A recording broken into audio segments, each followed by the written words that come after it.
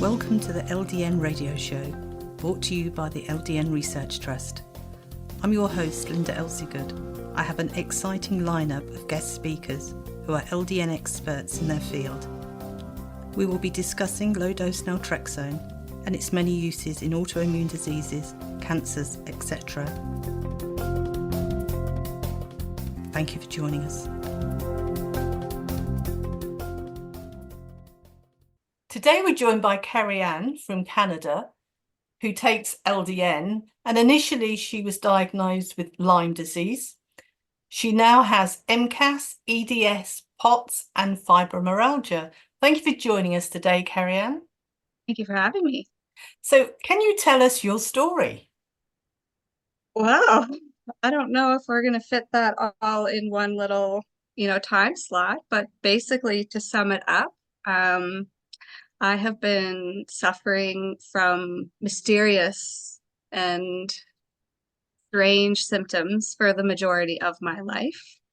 I turned 40 in December, and with that, turned a Ehlers-Danlos diagnosis, along with the POTS and fibromyalgia.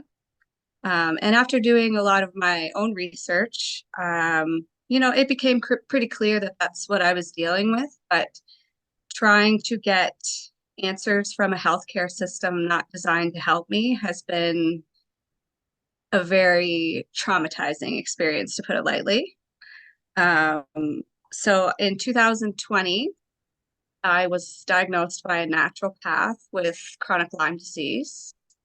And one of the first things she did was put me on low-dose Naltrexone.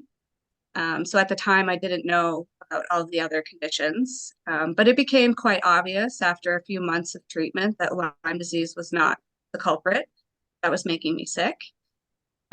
So I did notice almost instantaneously after getting on the LDN, very significant reduction in my chronic pain. I started suffering from pretty serious chronic pain at the age of 18. And getting on low-dose Naltrexone in 2021 was the first time in my life that I was able to manage the pain.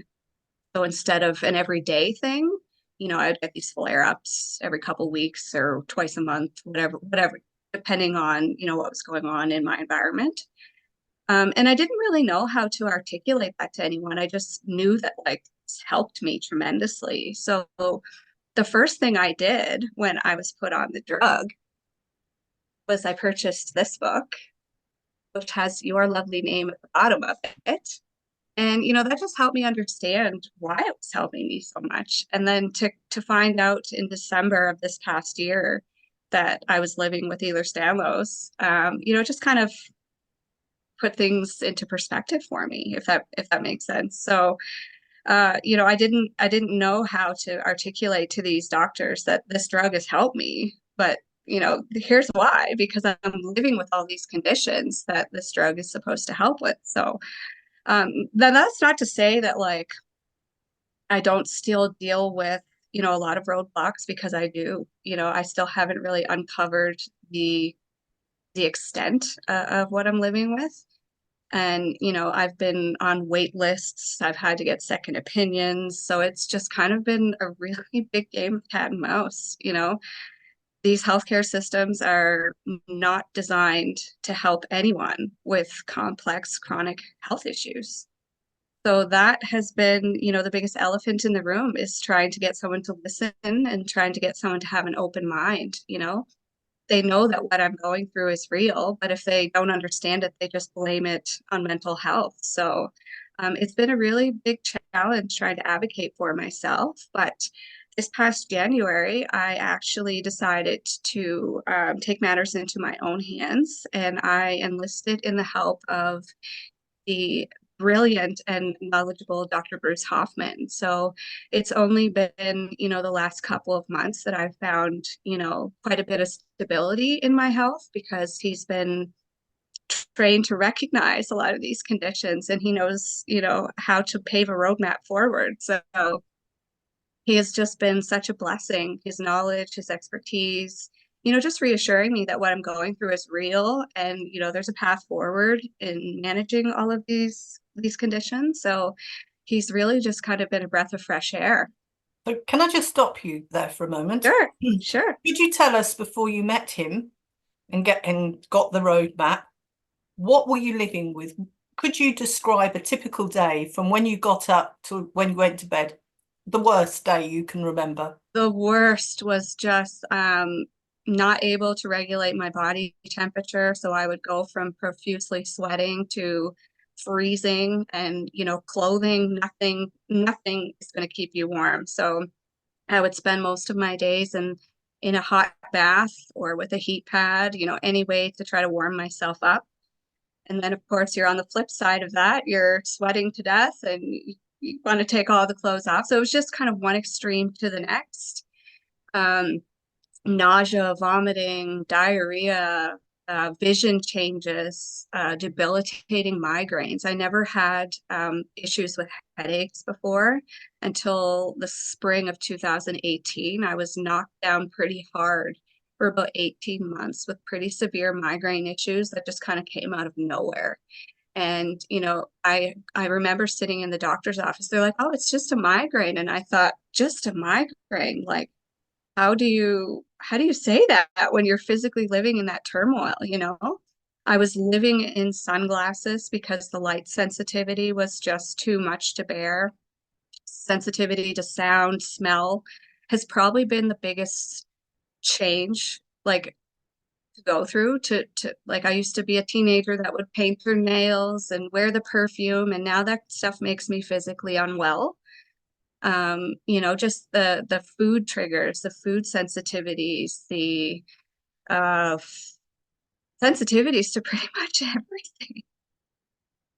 I when I met the naturopath and was diagnosed with Lyme disease, I went, gluten-free, sugar-free, dairy-free, and that did make a difference, but not to the extent that you're kind of hoping when you're stuck in that, turmoil of illness and sickness. You just kind of want to do anything to get well. And, that's kind of where I'm at. Well, I'll try it. Even if it's not going to work, you got to try it to say that it didn't work. So the physical pain has been difficult too. I mean, there are some days where I need assistance to get dressed, to get around.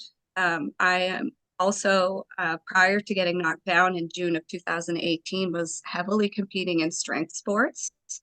So, I mean, I know what normal should look like, or half normal.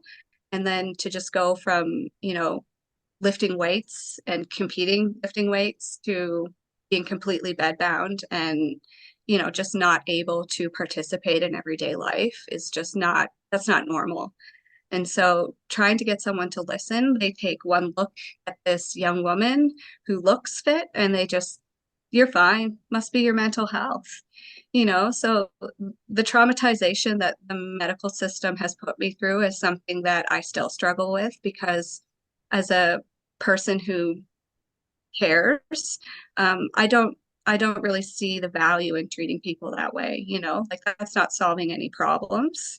And not only that, they're not qualified to blame your mental health, but that's what they do, right? So and also that plays a role, when you go from having a certain quality of life to having none, of course that affects your mental health.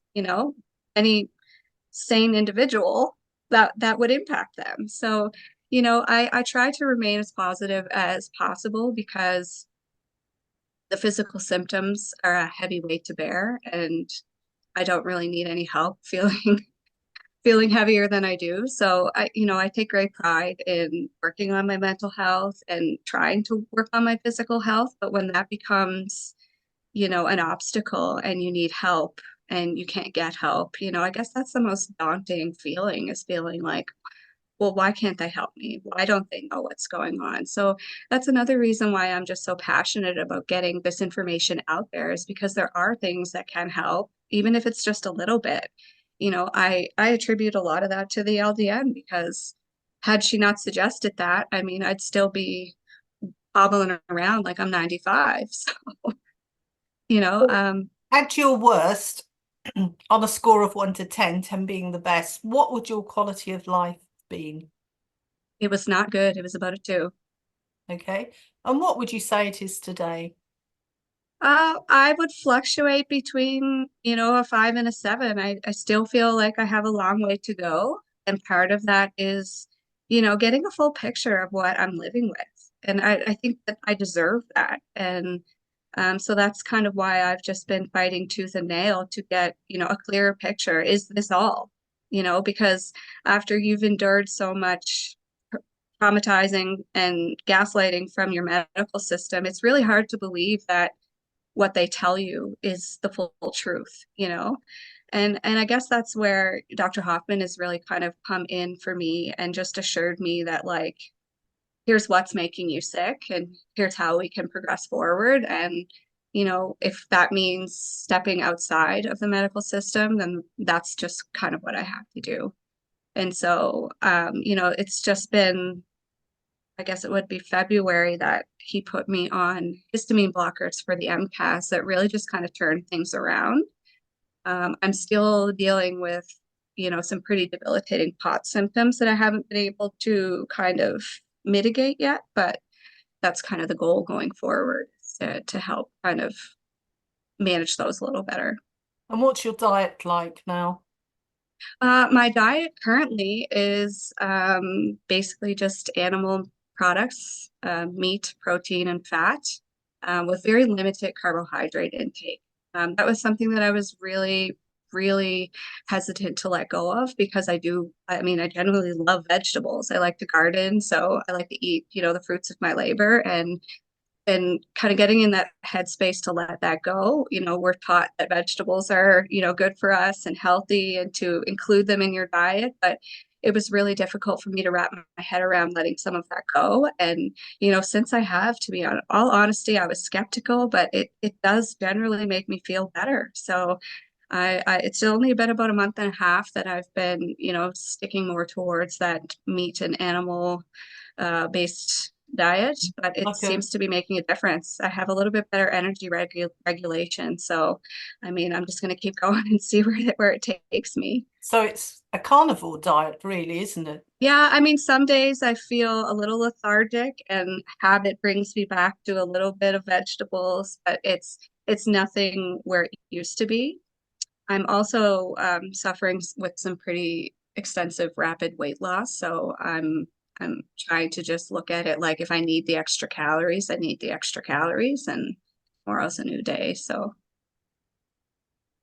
yeah, Amazing. it's constantly like an evolving journey where, you try something for a little while and then it stops working. So then you kind of have to shift focus to find something else that might work. And so it's kind of truly just a process of elimination. What's working now, didn't work in the past or won't work going forward. So it's definitely improved my skills of adaptation, we'll say. And do you find you have to have organic meat? Yes, yes. We purchase a lot. We're really lucky here where I am in Alberta that we're kind of in farm country. And so a lot of our meat is either harvested locally by us, or by, a local rancher. So I'm pretty grateful in that aspect that we have access to, wonderful options for clean protein. Mm. I mean, because so many animals here are given antibiotics and all kinds of things, which of course, Doesn't do anyone any wait, favors. yes, when you eat the cow, let's say, Yep, you're eating the antibiotics as well. So that's right. it's not good.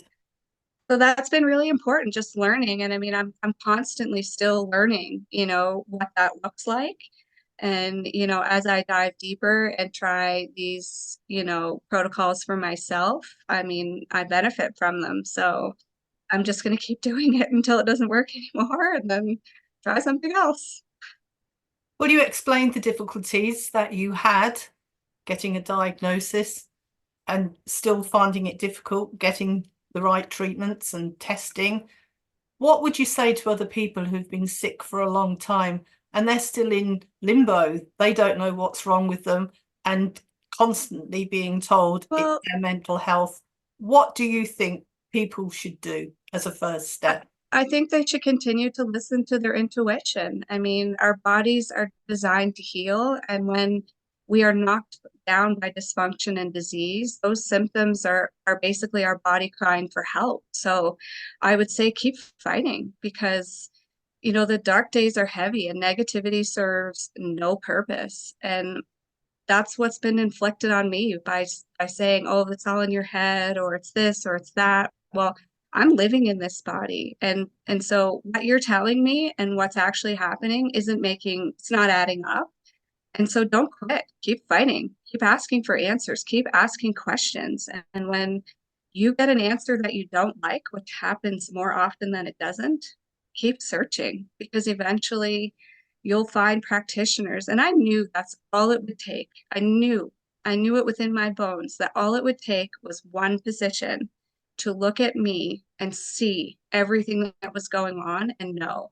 And so I went through a pretty unhappy experience with a cardiologist in 2021 who, he ordered all of these tests. I wasted all of this time, all of this money.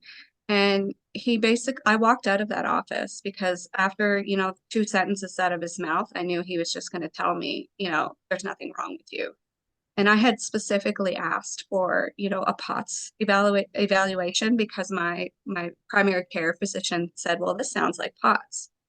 And so he basically told me I don't have POTS without ordering any tests. So I just got up and I walked out and I said, that's enough. I'm tired of this.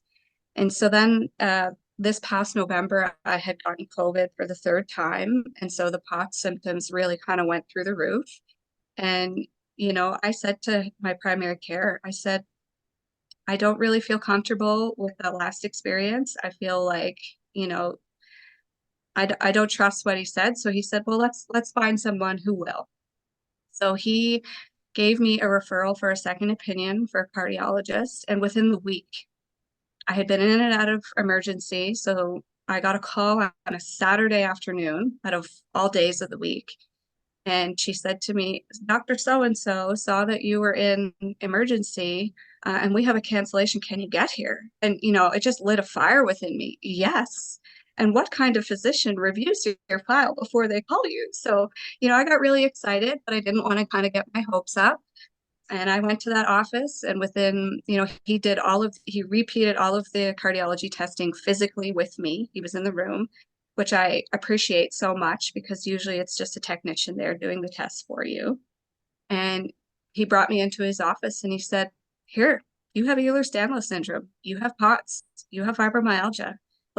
And I just kind of started to cry and I got really emotional because there he was, that one physician that knew, he dealt with this enough to know what I was dealing with. Your heart is healthy. Your heart is fine. What's going on here is a little bit more complex, but we see this all the time, So I mean, to this day, I'm just so grateful for that experience because he restored a little bit of faith that, here there are physicians that do recognize these conditions and do know what they're dealing with. So, he referred me off to his geneticist, which also confirmed the diagnosis. And, so it's just kind of been a snowball since then. And, here we are. So I'm on my second neurologist trying to get to the bottom of some rather debilitating neurological symptoms. But again, he's the second one and he seems a lot more receptive. So I would say to these other individuals stuck in the thick of it to just, if you're not satisfied with an answer, don't take it for an answer. Keep fighting. They can't deny you your care, although that's what they try to do when they pass you off to someone else or say, it's your mental health. We know our bodies best, not this person that's met us once or twice or a half a dozen times. We live in this and we know best. And I think that we are coming into such a time where these types of conditions are becoming more popular. And I don't say popular lightly, but they are becoming more widespread. They're not rare. And, we as individuals and patients living with these conditions know best. And I'm not going to sit in front of a doctor and hear anything, any more of this. I've kind of gotten to that point where I just don't have any patience left for it. And this is my body. This is my quality of life. And I'm going to fight for it. So I deserve the care, and so does everybody else. So, sometimes you have to get a little aggressive, and that's been, I guess, a really big roadblock as well, because when you're chronically unwell, it takes a lot of energy to get to these doctor's appointments. It takes a lot of energy to fight for your health. But without that, what do we do? Succumb? And for me, that wasn't an option. I knew what, semi quality of life looked like prior to going down really hard in 2018. I knew what somewhat of normal. I thought that a lot of what I was living with was normal, but as I come to learn, it wasn't normal at all. It was just my normal. And so, I'm still trying to paint that picture of what this looks like to this day. So maybe I'm not the best person to ask that question. I would say just keep fighting. Don't give up. It's not easy to live with the unknown. And that was one thing that the cardiologist said. The hardest part about living with Ehlers-Danlos and MCAS and POTS is living with it and not knowing, because real physical changes and things are happening to the body, and you're just being told it's all in your head. So that's a real disservice, I think, on their part. But as patients, we kind of just have to keep going. Well, we've come to the end, and thank you so much for sharing your inspirational story with us. Oh, you're welcome. It's my pleasure. I think we all have our inspirational stories, I'm Dr. Leonard Weinstock, a guy who's been prescribing LDN since 2005, and I've seen the wonders, and I keep on seeing them, especially in hard-to-diagnose conditions. They're not that hard to do, but once you know about Mast Cell Activation Syndrome, Postural Orthostatic Tachycardia Syndrome, and Ehlers-Danlos Syndrome, you'll find that 17% of your friends or relatives have one or more of these conditions, and you can help them. We're making a documentary to wake up the medical community, to educate the population, but we need funding. So please fund whatever you can afford, no matter how little. www.mcasfund.com. That's mcasfund.com.